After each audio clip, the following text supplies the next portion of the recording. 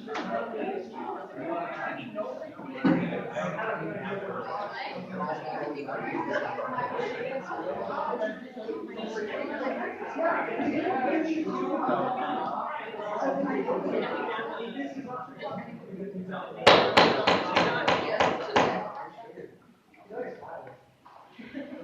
take your seats, everybody.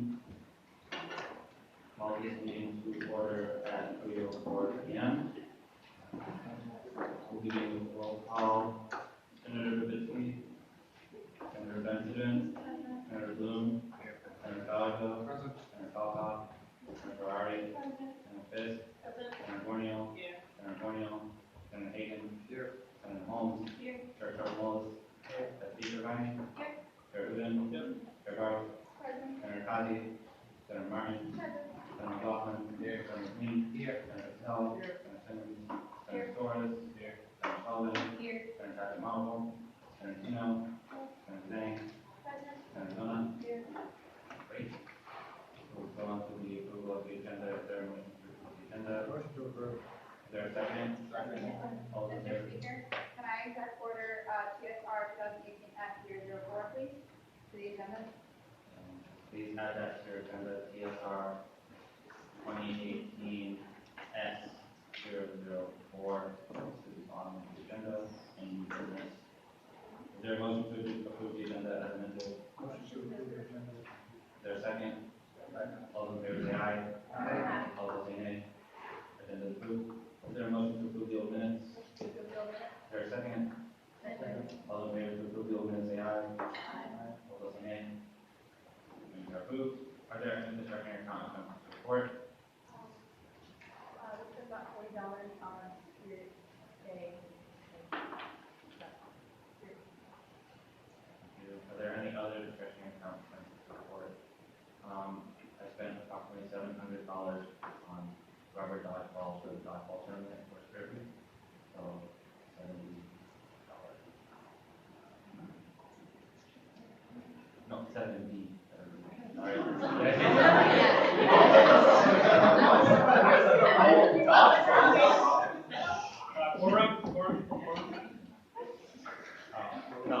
70.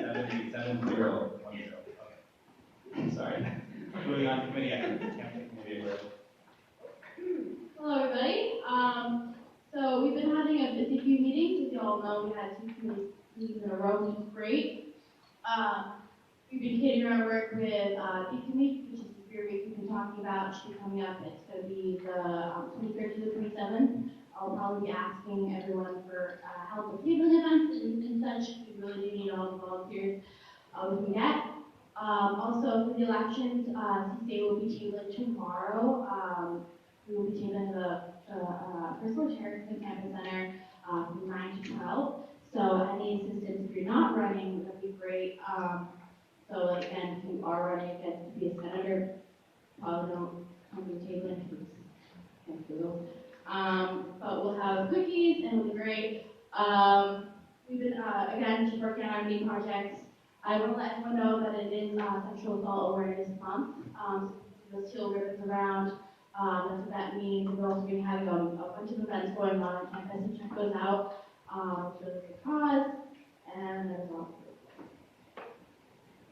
Thank you, Chair Barnes. President Manning. So our last meeting, it was very busy for us. Shout out to everyone in Budget and Finance Committee. I was very proud of the discussions that we had and the amount of requests that we were able to go through with all the custodians. So just to give everyone some financial information awareness of what we spent on. So we had 4 requests and then 1 we did virtually. We spent $1,000 on a spring day of service to provide some shirts and just equipment for that day. They expect 100 people to turn out. They had 90 the previous year, so we thought 1,000 was the proper allocation of that. We spent $540 for Casa Latina to do graduation stoles for about 26 members. We also had $1,200 allocated to the Latino Leadership Opportunity Program. This was just their lodging to stay in Westfield. And then we had $975. $200 of that was contingent upon some just policy things for lodging. But $775 was for their registration fees to participate in the Slam Poet Society tournament contest nationwide. And then we also, this was the one we voted on virtually, $1,140 for investment club to attend a stocks and exchange game on Wall Street. Very cool if you want to learn more about that, investment club. But that is the total amount of expenses we had this past week. And we're just working for it. Thank you, Chair Gruden, CSC. So currently we're working on refining the strike system on clubs and centers. It's hopefully going to be ready by next GA, which says that the group of Thank you, Chair Gruden. Was moving on to Officer Vice President report.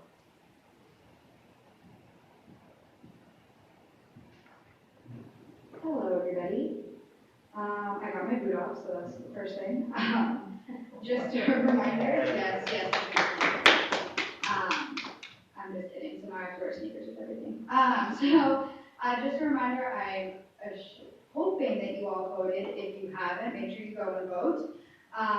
Tell your friends to vote, tell your classmates to vote. Polls close Thursday at midnight, so make sure you cast your vote. The exact order that I just put on, I was working with Ursula and Gray. It's about the sexual assault awareness. It's a coalition called Every Voice Coalition. I'll explain it a little bit later, but I've been working with them. There's going to be a rally at the State House on April 10th, so mark that in your calendars. You can come to Tuesday, and I'll explain that more later. I will be going over what we did in Limerick. We haven't seen each other in a while. I do have the building managers that came with us to help you guys talk about it. We're going to try to get the Limerick folks to chime in into Skype, but it's 8 o'clock there, so they went home for the day. And then next week, Sarah and I, and hopefully Mohammed, have a meeting with the budget office to discuss the USG budget for next year.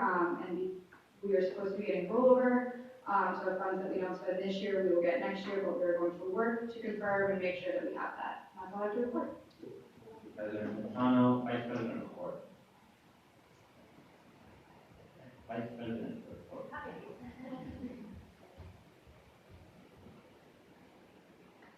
Right, hello everyone. I don't have anything to report, but I do have a question. How many of you guys are going to this time?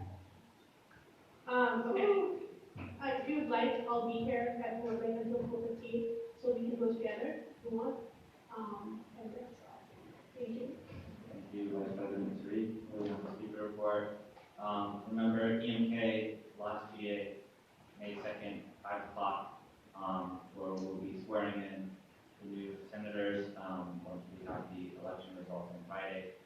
We'll also have the internal elections for the speaker, vice speaker, and the chair position. So if you're interested, get in mind, look over the chair positions.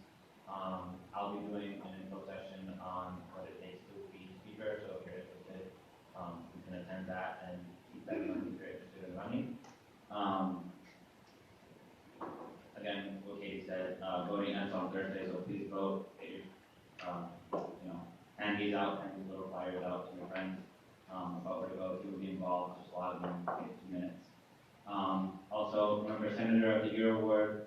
If you have a person in mind that you would like to nominate for Senator of the Year, you just need one more person to sign with you. It doesn't.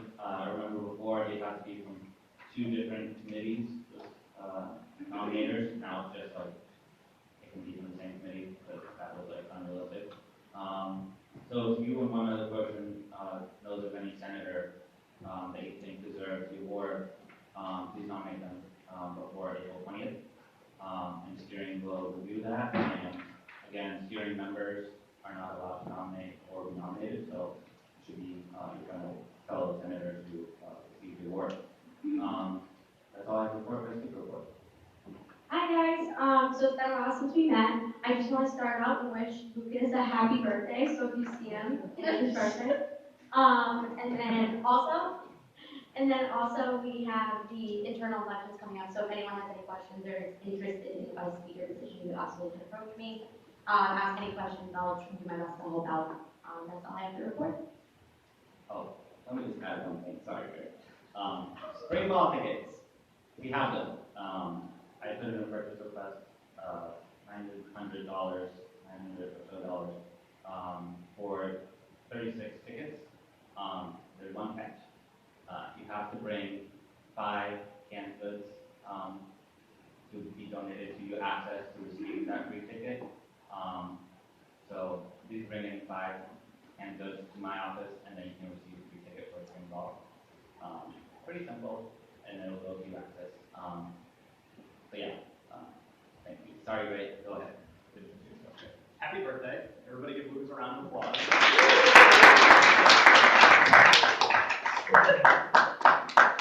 Seriously, he does a lot, so.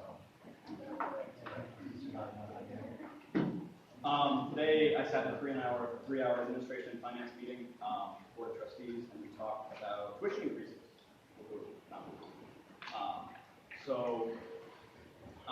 This year the biggest challenge with tuition increases is the state funding share collective bargaining. So that means the state funding its share of money to be paid to faculty and staff that it has already agreed to pay. So yes, the state has agreed to pay something, but it's not in the budget. So without that funding, tuition increases would hover right around 6% next year. That's roughly $1,000 a student. The system office and the campuses are negotiating with the state right now and the legislature and they anticipate that being funded, but it's not assured. So it's hovering right around 3% increase, which would be roughly $350 a year for full-time enrolled students. We kind of spoke, myself, the UMass Lowell trustee, and the UMass Amherst trustee, spent a lot of time talking to the board today about the effects of that on students, the repercussions. Students have to work longer hours, are working in classes more, and not to mention the burden it puts on families around the state. So we did that, and that will continue to go on, which is why the impact reception is so important tonight. And thank you for those of you that are coming. It's going to be a great night. I think the group's going to be here right around 4:15, 4:10. It's at 1 Beacon Street from 5 o'clock to 7 o'clock. We're going to have research from around the UMass system, a lot from UMass Boston.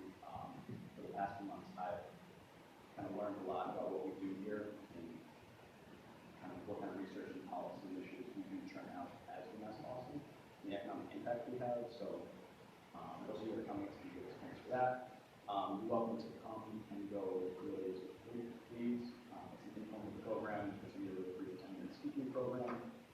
They can come late, but we were no worries. We're all very busy. I have also worked with Amy and Ursula on the sexual assault awareness bill that's going to be coming up in front of you, which Katie's going to talk more about later on. It's really important. There's going to be a rally at 10. I'll be there. I'm assuming Katie's going to be there, and anybody that wishes to join. It'd be great to have a little from UMB. So, yeah, that's, I think, all. Thank you, Trustee Minkowski. Moving on to Chief Justice report. Nothing to report. Moving on to Senator reports. Does anybody have any report? Alumni? Yeah. So Lucas forwarded the opportunity to serve as the Board of Higher Education representative. It's a little confusing, but the Board of Higher Education, there's a general law in Massachusetts that creates a student advisory council from the community colleges, the state universities, and the UMass schools.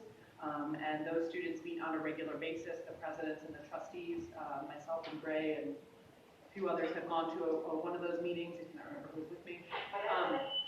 And then they appoint a student representative to the Board of Higher Education, which makes a lot of decisions that impact funding and lots of decisions that impact how all of the universities and community colleges in the state run. So this year, the UMasses are the sort of segment that gets to appoint, or this coming year, that gets to appoint the student representatives. So UMass Lowell, Amherst, Dartmouth, us, and the medical school can put forward nominees. So that's the email you received from Lucas last evening. Look it over. If you have an interest in being an applicant, We can talk with you sort of about the application process. They are due by next Friday. This would be for the 2018-19 academic year. You'd be required to go to approximately 6 meetings at the Board of Higher Education as a representative and some subcommittee meetings. I believe they meet in Ashburton Place, although don't quote me on that, which is downtown, sort of near Suffolk, so it's close for you.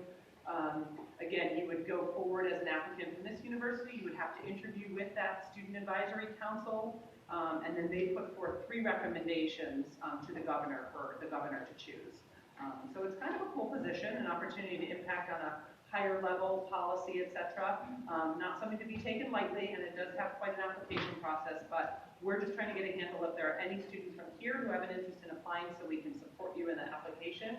So please see me after this meeting or by the end of tomorrow if possible to let me know if you have an interest in applying. It'd be great to send forward at least 1 or if not more from our campus for consideration.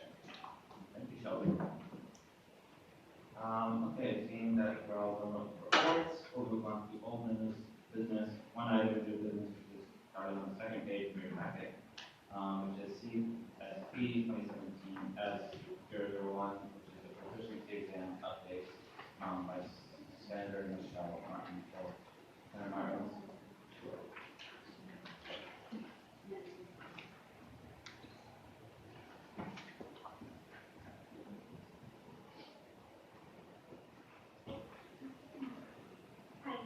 So this bill basically is saying that the judicial branch would have the responsibility of updating the proficiency exam that we take at the beginning of the year every 2 years.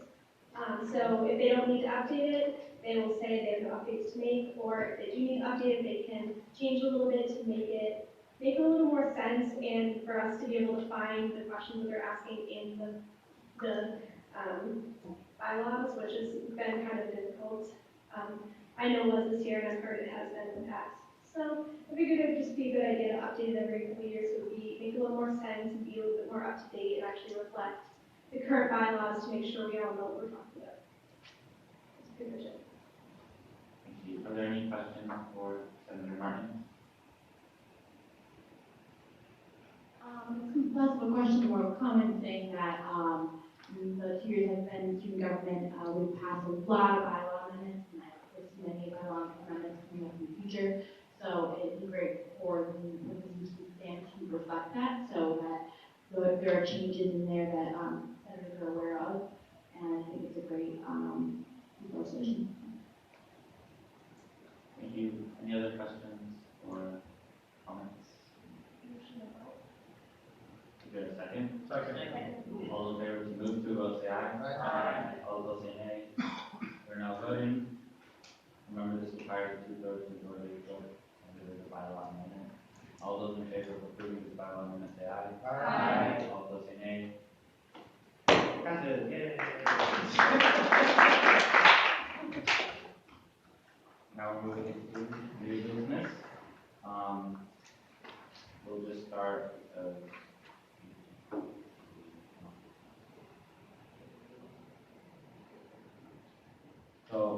we'll actually start with the Budget and Finance Chair Goodwin's budget discussion first, and then we'll get to the more presentation.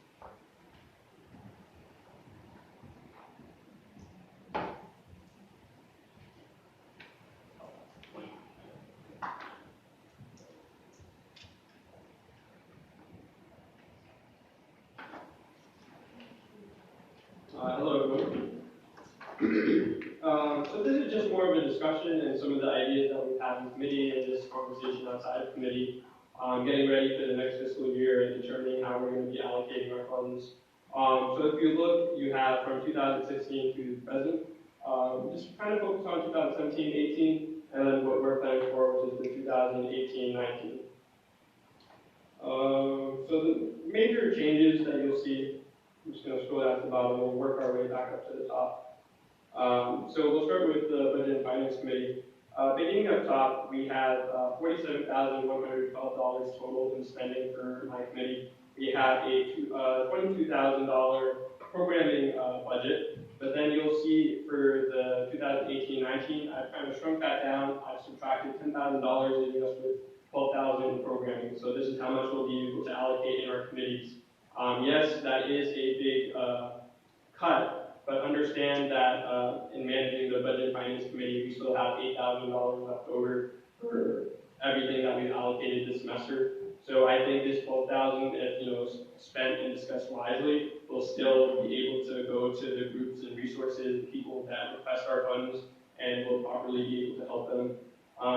And then we've also deducted, it's a deduction, but they have 8 trips that happened, and we did $1,000 a piece. We thought there were going to be 10 trips last year, but they only had 8 or 9. But we've given them $8,000, so that frees up $2,000. And then the Museum of Fine Arts, something that's been discussed a lot. We were in a contract with them where we have to give them $15,000, and it offered a free service for students to go there and not have to pay entrance fee.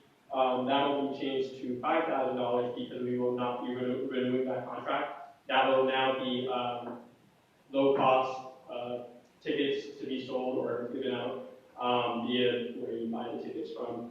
That saves us a lot of money, and it just saves us more free spending to do. And that money has just basically been allocated into this new line item that we created, the Boston Excursion Funds. So we have 9 months within the school year, and once per month there will be a Boston excursion that the UMass Boston student body can participate in. So some examples that have been thrown out is Six Flags or Kennedy Lake during October as their Spring Fest festival. So there'd be a bus to pick up students, they'd be able to hop on and go over there and spend a day at a Boston excursion. Another idea is New York Times Square, going to visit that December-ish. So all that money would be allocated for these big fun events for students to participate in outside, off the campus. You take a couple of your friends, jump on the bus that's provided by the school right in front of us so you don't have to get transportation yourself. You just spend the day doing whatever excursion that we USG, and some other participating parties might plan for you. You can ask me questions at the end. I just want to go through this essentially first. And then here you'll see a lot of yellow in deductions. But so to begin with clubs and organizations, we've taken $24,995 out of there, as well as removed the pilot program, which was not used this year, so it was free cash, $1,005. And then also deducted club training to $4,000 because that was also not used. We left $4,000 in there because there is going to be a new hire to help clubs train, and it will be a formal position staffed by somebody with college background and qualified for that position. It was kind of an experiment, the pilot program and club training. We're still leaving $4,000 in there for essential club training purposes, but we are removing $4,000. That money, the $24,000, $1,000, the $4,000, has created a new line item, a center accounts. So the 6 centers that we have, they'll be allocated $5,000 a piece, and that will encourage them to utilize that $5,000, do all their programming that they want to do, and then we have a better transparent budget because then we know what the centers are doing, how active they're being, and then we can review it again. This is not to say that it was deducted from programming, it's just a more simplified, understandable budget because they before would go to Chair Carlos and request the funds, so it's just been moved to a new line item. They still get the same amount of funding that they usually would. This $30,000 was decided because they spent $40,000 this year, and past years only have spent $17,000 roughly. So we thought this $30,000 was appropriate. And obviously all this is up for discussion, this is why we're presenting this today. Again, moving down, now we're going to get to SADC.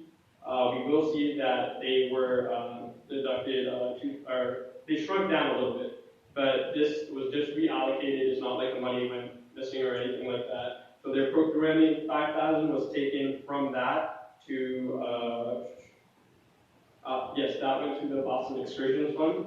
And then we also, just for the idea of a more transparent budget, have added line items that are usually always there. So a part of their programming is throwing welcome week for the spring and the fall, also the spring balls, spirit week, also for their members to attend a National Association of Campus Activities conference, and we left $73,000 in all other programming. So all these line items, they have essentially been a part of that programming budget, but including that there just gives somebody who wants to know more about how USG spends its money, how it's allocated, a better understanding of where their money is going, what it's being used for. So if somebody is not familiar with USG and how we spend our money, if they look at this budget, they will know that this much money goes to these events that SADC throws. So just a more transparent, understandable budget, kind of the theme we're trying to go over here.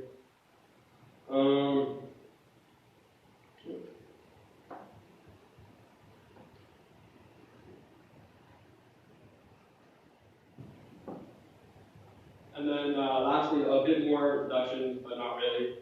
So program coordinator, right now there's 3 of them. I have had discussions with them and there will be 2 to move forward. And we are changing that 3rd position because we didn't feel that it was being utilized to its full capabilities to a stipend and not a full-time $7,000 reoccurring payment of them. That $2,000 will be split amongst members. Currently they have a policy where if they need a task done, it can only be done by the paid SADC coordinators because they can't pass on something that they're getting paid for to one of their members to do because of policy. With this stipend of $2,000 to go to whichever members that they choose or have members apply to, this way they can teach them what it takes to be a coordinator as well as build some of those skills that everyone participating in USG and extracurriculars looks to build as part of their resume and developing as outside the classroom. This $2,000 will help you assist. It's a stipend, so it's not, you're not getting paid a whole bunch, but you're getting a little bit to help you with whatever you may need, and on top of that, getting to do something you probably enjoy doing, which is being a part of this program. And then also, we're trying to change what the art gallery is being used for. Right now, it's just kind of space, so we did take $5,000 out of there. Again, that was just reallocated, not removed, but it went to the Austin Excursions Fund. So even though there's a lot of moving pieces, this money is going back to the student body. It's just going into a different line item. So right now I'll take any questions, concerns, any thoughts and ideas for any other line items. My question is about the MFA. Yes. I know that basically any art history class actually has course elements that require you to go to that museum, and it's a lot of